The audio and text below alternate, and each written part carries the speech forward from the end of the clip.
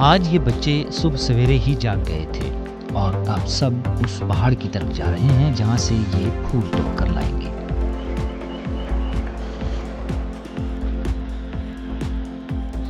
ان پھولوں سے گھروں، گلی کوچوں اور عبادت گاہوں کو سجایا جائے گا، اور یہ سب تیاریاں اس لیے ہو رہی ہیں کہ کل سے ساری وادی کیلاش میں یہاں کا روایتی تہوار چلم جوش شروع ہو رہا ہے۔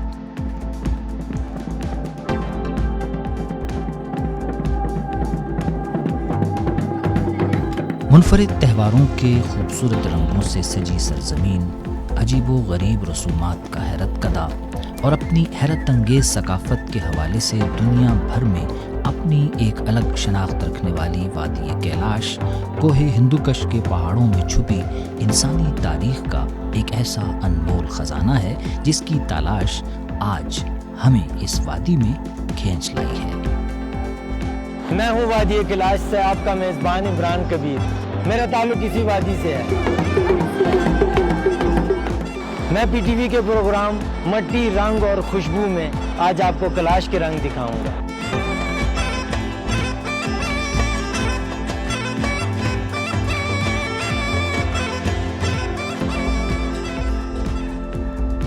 تقریباً 3000 برس پرانی تہذیب و ثقافت کی حامل وادی کیلاش کوہ ہندوکش کے پہاڑی سلسلوں میں واقع ایک ایسی سرزمین ہے جو بظاہر ترقی یافتہ دنیا کی نگاہوں سے تو اوجھل ہے، مگر اس کلاشا تہذیب کے تہوار اور رسومات کی وجہ سے اب یہ سرزمین دنیا بھر میں پاکستان کی پہچان ہے۔ کوہ ہندوکش کے ان چٹیل پہاڑوں کے دامن میں کیلاشی تہذیب کی ابتدا کیسے ہوئی، اس حوالے سے دو روایات بہت زیادہ مشہور ہیں۔ ویدوں سے پہلے کیلاش جنوب کی طرف سے ایران سے بلوچستان اور بلوچستان سے افغانستان اور پھر یہاں سے پھیلتے پھیلتے کشمیر تک جا پہنچے۔ کیلاش لوک گیت اور کہانیاں دو بڑے عبادت خانوں کا ذکر کرتی ہیں، ایک کشمیر میں اور دوسرا کنڑ کے علاقے اسمار میں۔ کیلاش زبان میں ان کو کشمیر رکھی نہند اور اسمار رکھی نہند کا نام دیا جاتا ہے، اور کیلاش قبائل ان دو عبادت خانوں کے درمیان رہا کرتے تھے۔ بعض مورخین کی رائے ہے کہ کلاشا قوم کا تعلق قدیم آریائی نسل سے ہے جو اب بمبوریت، بریر اور رامبور تک محدود ہو کر رہ گئی ہے۔ کلاشا قبائل کی ابتدا سے متعلق دوسری روایت یہ کہتی ہے کہ یہ لوگ یونانی نسل سے تعلق رکھتے ہیں۔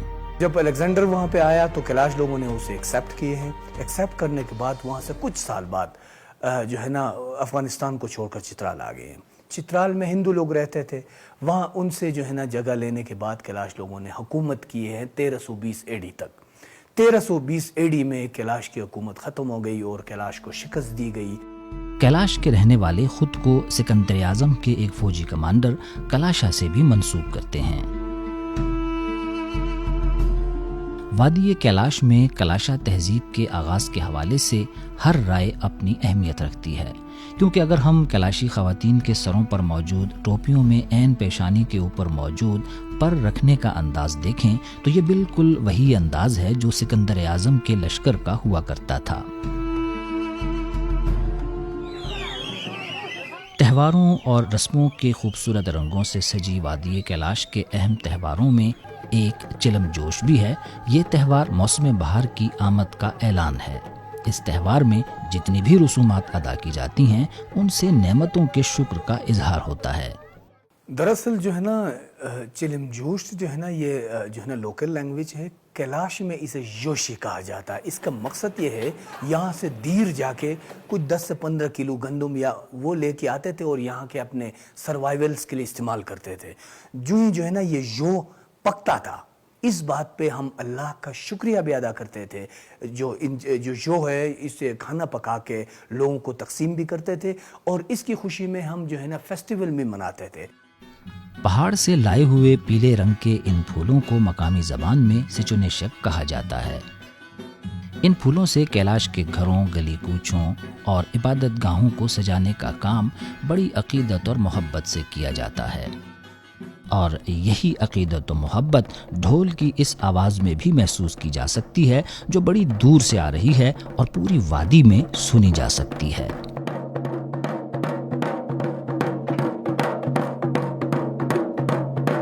چلم جوش کی آمد سے پہلے ہی اس مخصوص قسم کے ڈھول کی مرمت شروع ہو جاتی ہے، کیونکہ چلم جوش کا آغاز ہوتے ہی اس کی آواز ساری وادی میں سنائی دینے لگے گی۔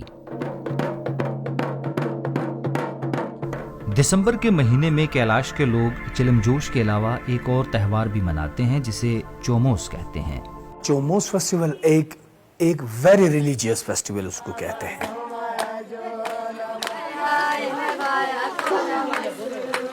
اس میں ہمارا نیا سال بھی شروع ہوتا ہے۔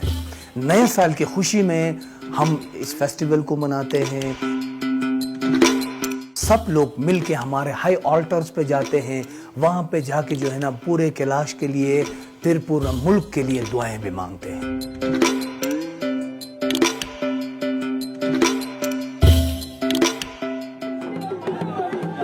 اب ہم واپس لوٹتے ہیں چلم جوش کی طرف، جہاں اس وقت جوش اور جذبات دونوں عروج پر ہیں۔ کلاشا تہذیب منفرد اور حیران کن رسومات کا ایک ایسا مجموعہ ہے جو یہاں آنے والے سیاحوں کو ہر لمحہ ایک نئی حیرت سے دوچار کرتی ہے۔ مثلاً بمبوریت وادی میں آج چلم جوش کا پہلا دن ہے اور تمام خواتین اور بچے ہاتھوں میں برتن لیے ناچتے گاتے اور دعائیا کلمات ادا کرتے ہوئے ان باڑوں کا رخ کر رہے ہیں جہاں 10 دن سے دودھ جمع کیا جا رہا تھا۔ یہ دودھ عموماً گاؤں کے بڑے بوڑھے ہی جمع کرتے ہیں۔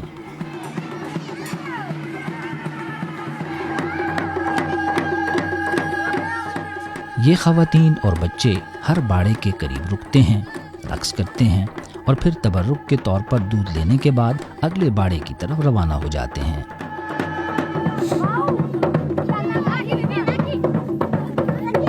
3 دن جاری رہنے والے چلم جوش کا نقطہ عروج یہاں کا وہ روایتی رقص ہے جس میں عقیدت بھی ہے اور زندگی کا والہانہ پن بھی۔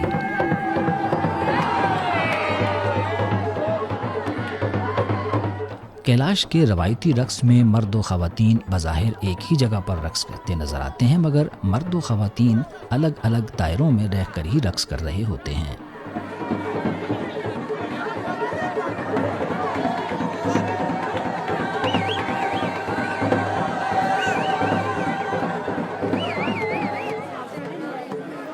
کیلاش کے روایتی رقص کا یہ مرحلہ بہت جذباتی منظر پیش کر رہا ہے، کیونکہ یہ رقص کا وہ مرحلہ ہے جب کیلاش کے لوگ اپنے آباء و اجداد اور ان کے کارناموں کو یاد کر رہے ہیں۔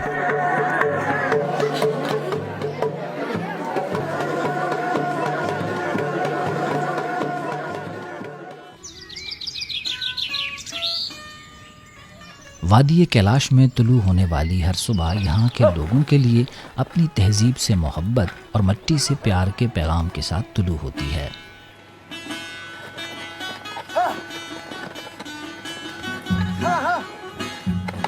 وادی کیلاش کی زرخیز زمین مختلف فصلوں کی کاشت کے لیے بہت موزوں ہے۔ یہ مئی کا مہینہ ہے اور اس موسم میں یہاں لوبیا کاشت کیا جا رہا ہے۔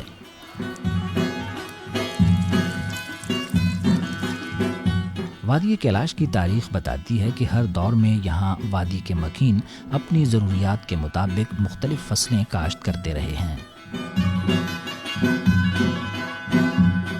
کیلاش کے صحت مند قدرتی ماحول اور خالص خوراک نے یہاں باشندوں کو صحت اور طویل عمری جیسی نعمتیں عطا کی ہیں۔ کیلاش کے لوگ اس بات پر کامل یقین رکھتے ہیں کہ یہ قدرتی ماحول، فصلیں اور باغات خدا کی نعمتیں ہیں، اسی لیے ان کی تقریباً ہر رسم اور تہوار میں فصلوں اور میووں کو بڑی اہمیت حاصل ہوتی ہے۔ مثلاً پنچکی پر یہ اناج بڑے اہتمام سے پیسا جا رہا ہے، کیونکہ اس آٹے سے ایک مخصوص رسم کے لیے روٹی تیار کی جائے گی۔ یہ حیرت انگیز رسم ششاؤ کہلاتی ہے۔ اس رسم کے مطابق صرف بالغ لڑکے ہی روٹی بناتے ہیں اور یہ روٹی گھر کا کوئی مرد نہیں کھائے گا۔ روٹیاں تیار ہو چکی ہیں اور اب ان کے اوپر رسم کے مطابق صنوبر کی ٹہنیاں رکھی جا رہی ہیں۔ یہ روٹیاں عورتوں میں تقسیم کرنے سے پہلے ان کے ہاتھ دھلوائے جاتے ہیں۔ اس دعائیہ رسم میں تیار کی جانے والی یہ روٹیاں صرف ان ماؤں کو دی جائیں گی جن کے ہاں گزشتہ چلم جوش کے بعد اولاد ہوئی تھی، اور پھر دیگر رسومات ادا کی جاتی ہیں۔ نومولود بچوں کی درازی عمر اور ان کی ماؤں کی صحت کے لیے ادا کی جانے والی اس رسم کا پارٹ 2 ابھی باقی ہے، جس کے لیے اگلی صبح کا انتظار کیا جائے گا۔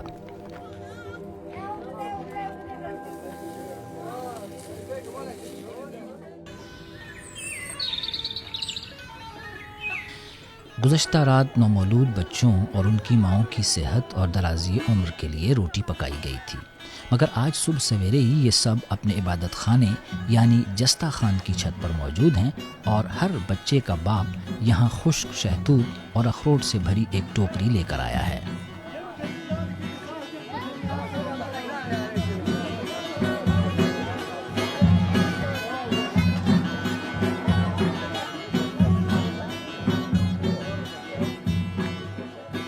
خشک میووں سے بھری یہ ٹوکریاں جستہ خان کی چھت پر چھوڑ کر ہر والد اب نسبتاً ایک بلند مقام کی طرف جا رہا ہے، جہاں پر بچوں اور ان کی ماؤں کی صحت کے لیے خصوصی دعائیں مانگی جائیں گی۔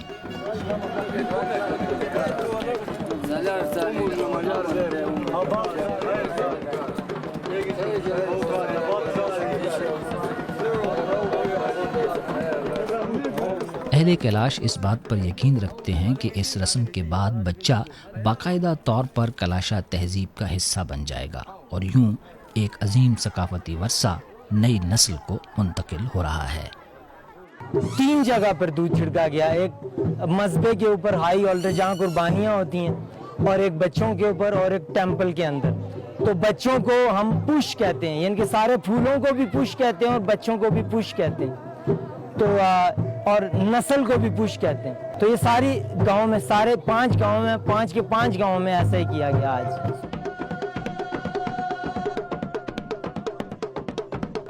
خوشی کے اس موقع پر یہ خشک میوہ مہمانوں میں تقسیم کرنا بھی کیلاشی تہذیب کی ایک خوبصورت روایت ہے۔ کلاشا تہذیب کو دنیا ایک عظیم انسانی ورثہ سمجھتی ہے، جس کا تحفظ وقت کی اہم ضرورت ہے، اور اسی مقصد کے لیے کیلاش کی وادی بمبوریت میں کلاشا در میوزیم قائم کیا گیا ہے۔ کلاشا در میوزیم وادی کیلاش میں آنے والے سیاحوں کے ذہنوں میں پیدا ہونے والے کئی سوالوں کا جواب دیتا ہے، مثلاً تاریخ کے مختلف ادوار میں کیلاش کس قسم کا لباس پہنتے تھے، ان کے کھانے پینے کے برتن کیسے ہوا کرتے تھے۔ کیلاش لوگوں کے لباس میں کالا رنگ ہمیشہ عورتوں کے لیے کالے رنگ کا لباس استعمال ہوتا ہے، اور مردوں کے لیے شروع سے پرانے دوروں میں بھی سفید اون جو بھیڑ کی، اس سے مردوں کے لیے لباس بنایا جاتا تھا، اور بھیڑ کی کالی اون سے عورتوں کے لیے لباس بنایا جاتا ہے۔ کلاشا در میوزیم ہمیں یہ بھی بتاتا ہے کہ قدیم کیلاشی خواتین کس قسم کے زیورات پہننا پسند کرتی تھیں، اور پھر وقت کے ساتھ ساتھ ان کی بود و باش میں کس طرح کی تبدیلیاں رونما ہوتی چلی گئیں۔ We are Italian travelers and we came here to Pakistan to enjoy your beauty for nature and for culture. We are interested in ethnology, and so we are here for Kalash people culture that is very old. Kailash کی تہذیب و ثقافت میں سب سے نمایاں رنگ ان کی خواتین کا لباس ہے۔ کیلاشی خواتین کا لباس اپنے مخصوص ڈیزائن اور رنگوں کی وجہ سے اپنی ایک الگ شناخت رکھتا ہے۔ کیلاشی خواتین کے لباس کے مختلف حصے ہوتے ہیں، مثلاً بمبوریت کی رہائشی سادے گل کیلاشی لباس کا جو حصہ بنا رہی ہے، اسے شوشت کہا جاتا ہے، جو اون سے تیار کیا جاتا ہے۔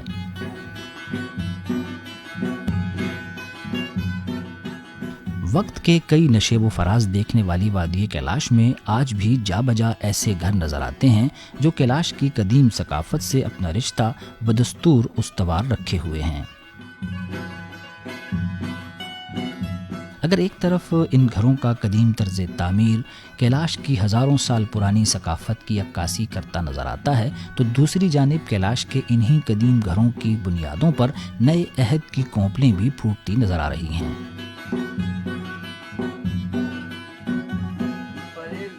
وادی کیلاش میں 4 زبانیں بولی جاتی ہیں، جن میں کھوار، کلاشوار، کتیویری اور گوجری شامل ہیں۔ چونکہ زبانوں کی ترقی اور فروغ میں علاقائی گیت اور موسیقی بہت اہم کردار ادا کرتے ہیں، لہٰذا کیلاشی ثقافت کے حسن کو نمایاں کرنے کے لیے آریانہ اعظم نے کیلاشی زبان کو اپنی خوبصورت آواز عطا کی ہے۔ ایسے تو ہر کسی کا اپنا اپنا خواہش ہوتا ہے بچپن سے، کوئی ڈاکٹر بننے، کسی کو ڈاکٹر بننے کا شوق ہوتا ہے، کسی کو انجینئر وغیرہ، تو میرا یہی شوق ہے کہ میں سنگر بنوں۔ ہائے مائے رو پری کے مائے رو کے شوالا پری کے دوری کا ہوئی۔ تو جب میں سنگر بنوں گی تو سب پورے دنیا کو پتہ چل جائے گا کہ یہ کیلاش ویلی بھی ہے کہیں جہاں پر بہت اچھے اچھے سنگرز ہیں۔ سہروم کرسی تے تارا نسایو ڈانگ جگیم، تے تارا نسایو ڈانگ جگیم۔ میرے گھر والے ہیں اور گاؤں کے لوگ بھی سارے سپورٹ کر رہے ہیں۔ ہر دیو تازہ کاریودائی میں زخمی، ہر دیو تازہ کاریودائی ہائے مائے رو پری کے ماں۔ اس رومانوی گیت میں ایک عاشق اپنے محبوب سے کہہ رہا ہے کہ چلو میرے ساتھ چلو، میں تمہارے لیے سونے کا تخت بناؤں گا اور تمہیں دیکھتا رہوں گا۔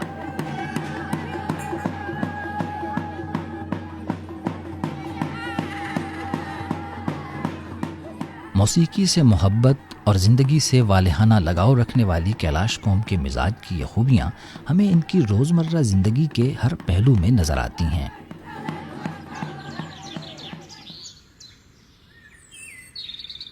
موت ان کے لیے غم کا نہیں بلکہ خوشی کا لمحہ ہوتی ہے۔ کیلاش کے لوگ اپنے عزیز و اقارب کے انتقال پر غمزدہ نہیں ہوتے بلکہ مرنے والے کے لیے جشن کا انتظام کرتے ہیں تاکہ اس کی روح مطمئن ہو سکے۔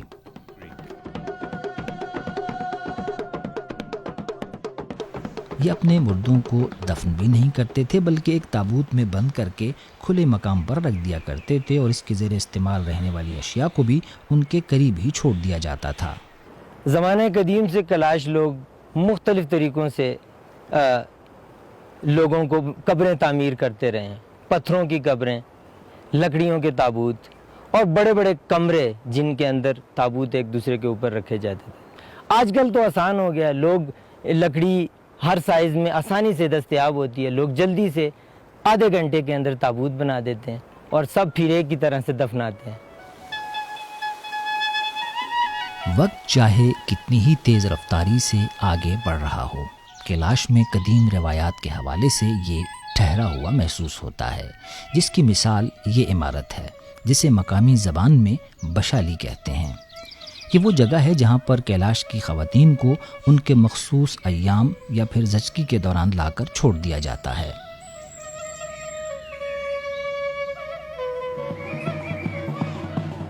وادی کیلاش میں شادی بیاہ کے معاملات میں بھی صدیوں پرانی رسموں پر عمل ہو رہا ہے، جن کے مطابق لڑکا اور لڑکی عموماً موسم بہار کے تہوار میں ایک دوسرے کو پسند کرتے ہیں اور پھر زندگی بھر ساتھ رہنے کا عہد کر لیتے ہیں۔